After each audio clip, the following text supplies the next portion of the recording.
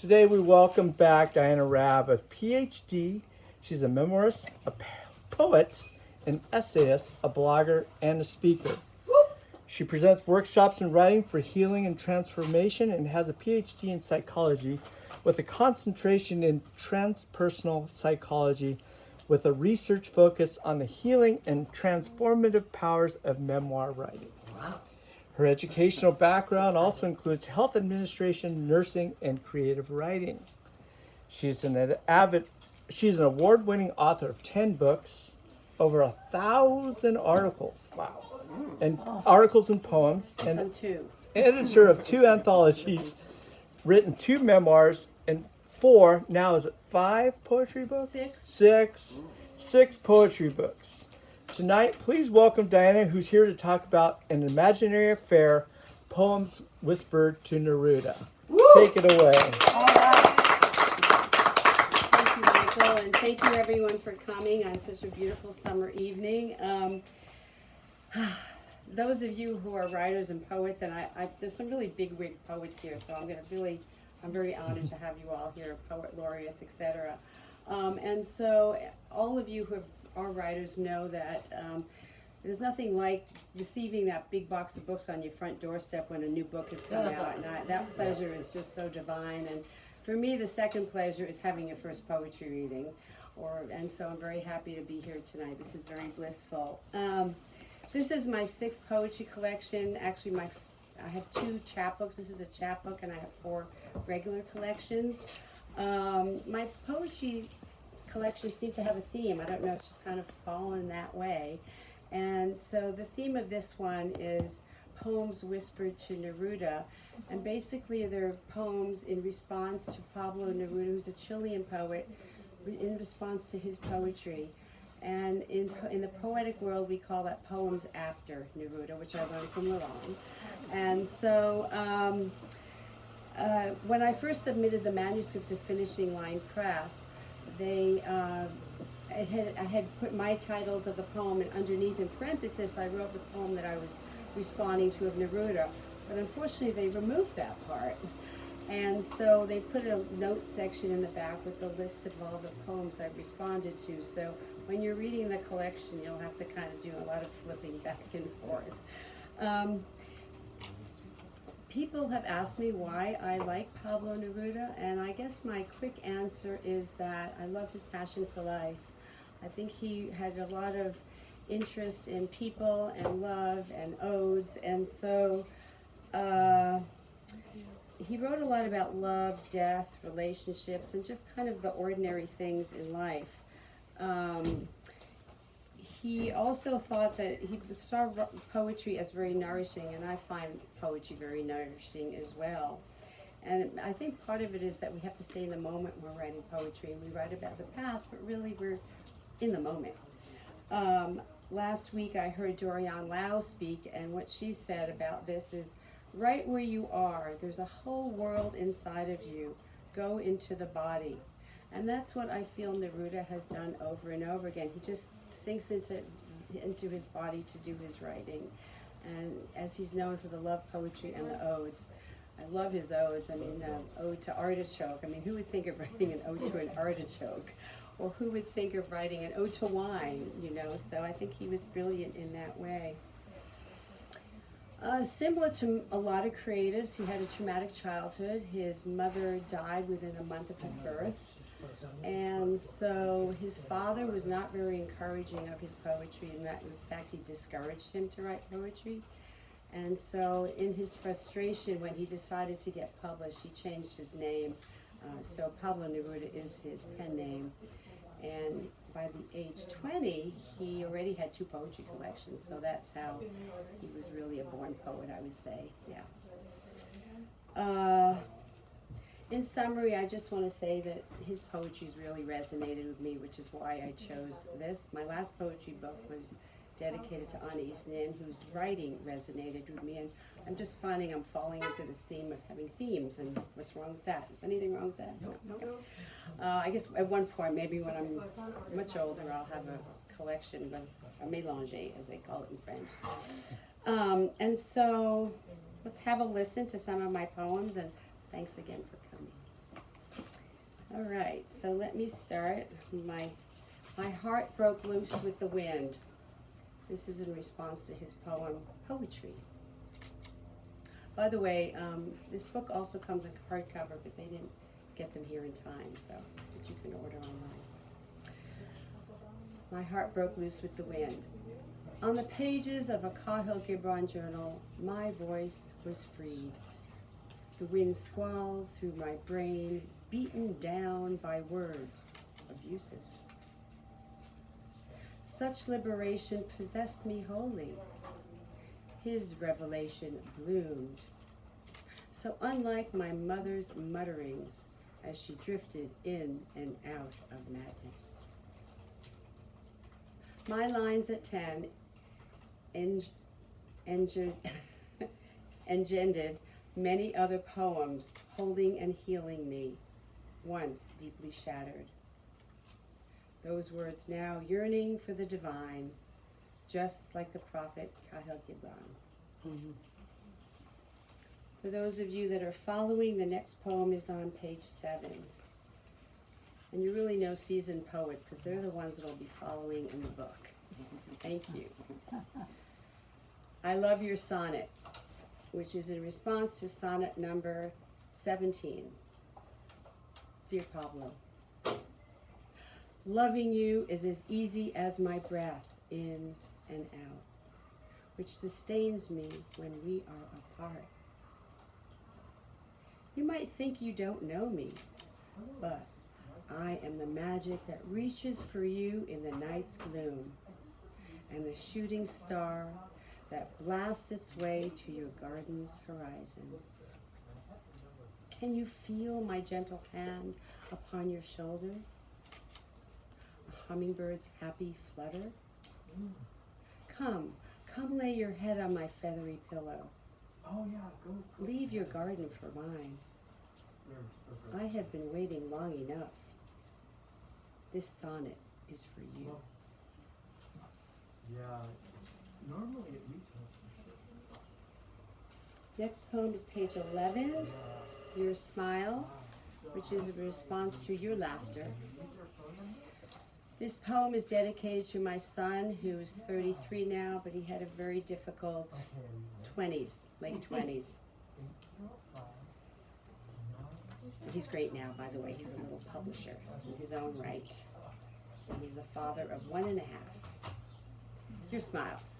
Take my diamonds, bury your treasures, and burn my books, but never take away your smile.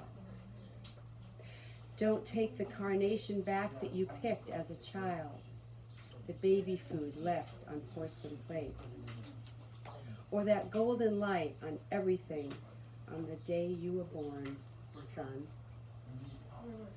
Your sadness, each day of it, pools into the lining of me, those many worlds on your brow and in your gaze's shadow.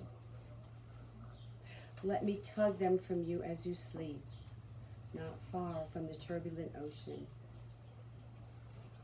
Such misery and regret. I smile at you. You didn't smile back then, but you do now. I walk away glowing.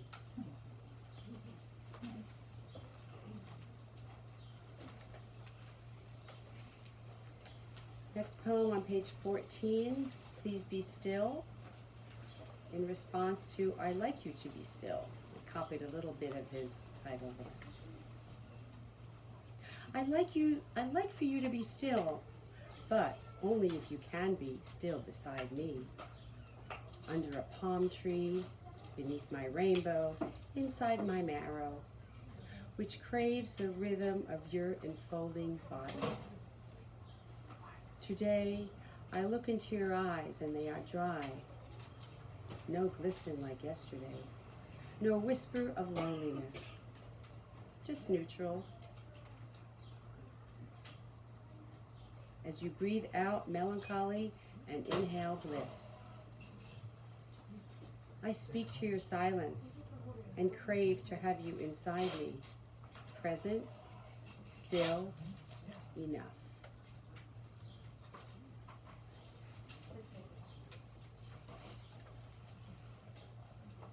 Next poem, page 9, Craving You. In response to, I crave your mouth, your voice, and your hair. This morning you stand at your shower door, peek as you enter under the water droplets. I peer through the frosted glass and yearn for you to hold me. Lift me up and twirl me around like the ballerina we loved at last night's show. I want to do everything with you. Watch you place 2 steaks on the barbecue, baste potatoes, and lick ice cream drips from your cone, and sprinkle me with kisses. I want no sunrises or sunsets without you, but long for fleeting rainbows to encircle us, and shooting stars, the guards of all our wishes. Well, it's a hot summer day, but I'm going to read a poem that probably should be read in the winter, because it's called Ode to Hot Toddy on a Sick Day. And this is in response to Ode to Wine, kind of alcohol, you know. Golden colored hot toddy, you glisten under tonight's moon sliver as my throat aches for you. Your golden light flashes your love, flecks of lemon, rind float about this whiskey, swirled with honey from the bee that loves that buzz that you give me. Never has one night been enough with you, Toddy, sipping from your cup, Toddy. My soothing drink glittered with your love, tangy with the healing powers of ginger. Silky like my legs, cozy in the blankets. Such longing for you, Toddy. I can drink you over and over again to welcome in or end my day. As I ebb from sickness to health, with your sweetness, amorous glistening. Your hues brighten my night, my delicious love. But more than sipping you, it's your colors that sing the flames in my feet. An abundant and floral fragrance of you and your tipsy presence in my life. 2 more poems. A short one called The Shadows of Our Past. After it means shadows. As we enter our last decades, shouldn't we look back at the shadows that both lurk in our past and follow us? Where will you find me, if not under your patch of love that blossoms with the rain and opens one petal at a time? Away from this hurt hammered into the seed of me, I dare you to take anything from me, or I shall be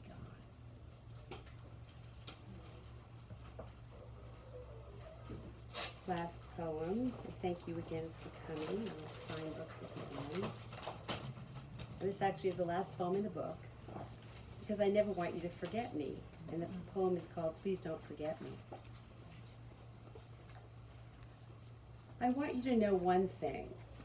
If there's ever a day when you begin to think about my place in the world, and if I could live without you, just stop in your tracks and look at the imprints your feet made in the sand, where you and I walked together, arm in arm, side by side, shoulder touching shoulder.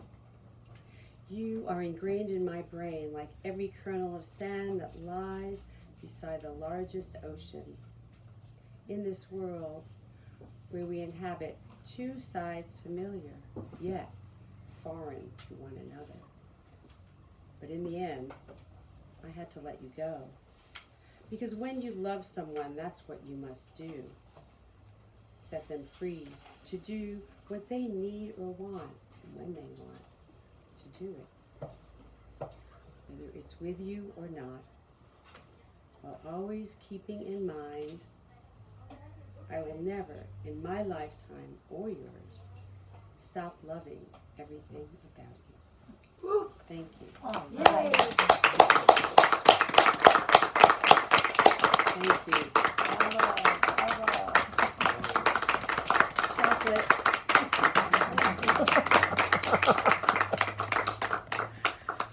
Thank you for coming, everyone. Appreciate it a lot. I know it's a big commitment to come out on a beautiful summer evening. How do you get your Thanks, Michael. inspiration? I mean, for these beautiful words, does it just flow out of you? Or Neruda. no, you Read a can't lot of just. Neruda, and I Yeah, you get inspired by that, but I Yeah. mean, but you have to have your own. Yeah, when I write poetry, it's interesting. I write like maybe 10 poems at a time, and I might not write for 6 months. I just kind of, I go into a sort of a trance without drugs.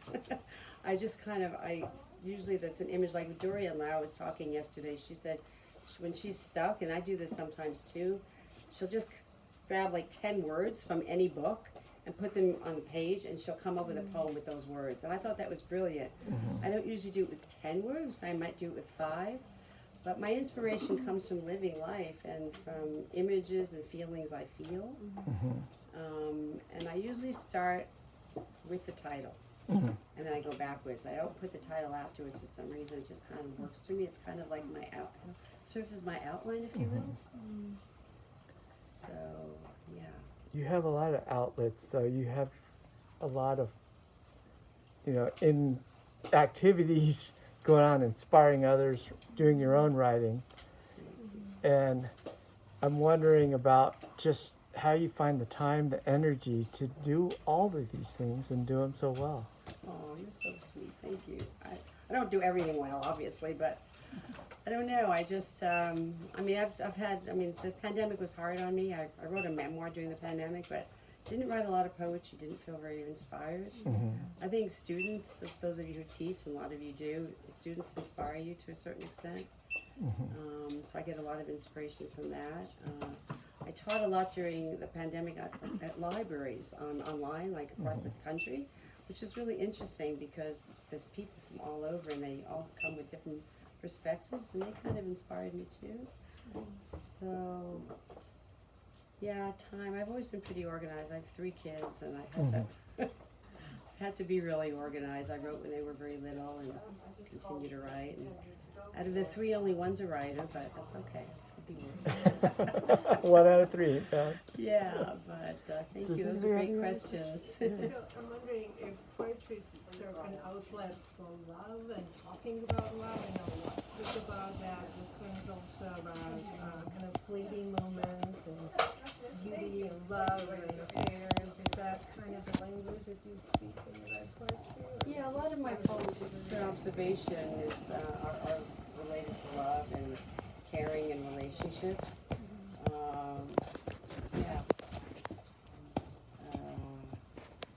I think just being in connection with people in a way as well.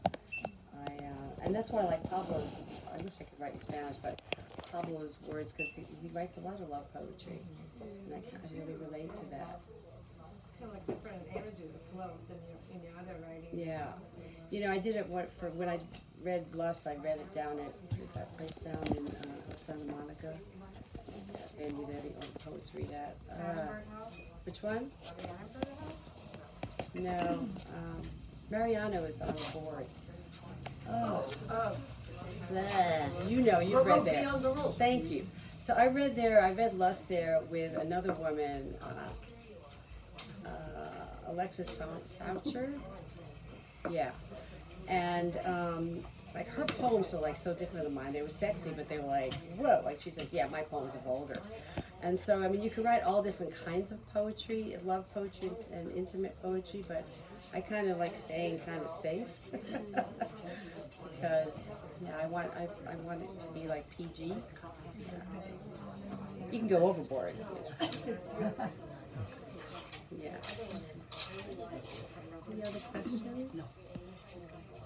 Good questions, by the way. Thank you.